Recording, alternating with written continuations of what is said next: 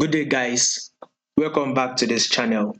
So, to those of you that are yet to subscribe or you are new to this channel and you've not subscribed, do well to click on the subscribe button, like, share, make your comments, and also follow our Telegram channel to stay updated.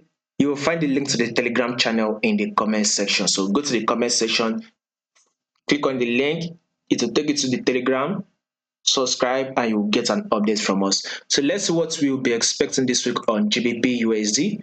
So we clearly can see that GBPUSD has given us a massive movement to the upside here. You can see it right. At first, let's see this way. We had this massive move. You can see it. Then this pullback, which was very little. The pullback happened because there was a resistance level around there. If there was no resistance level, it should have been able to break above it, but the pullback happened to play out.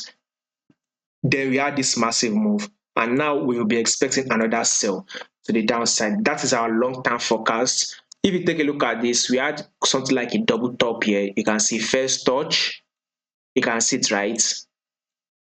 It came to retest it, and guess what? It has now dropped, thereby broken our neckline. So what do you expect? What next do you expect this movement to make?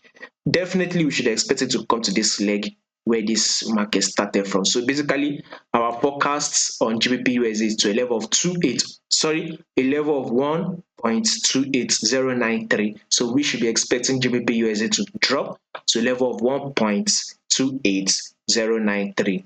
Then maybe after once I get there, I'll give you an update on what you should be expecting next. Maybe it will push up or it will drop. That will be an update for later. So our bias and our forecast on GBPUSD is to the downside. So stay updated by following our Telegram channel. You will find a link to the Telegram channel in the comment section.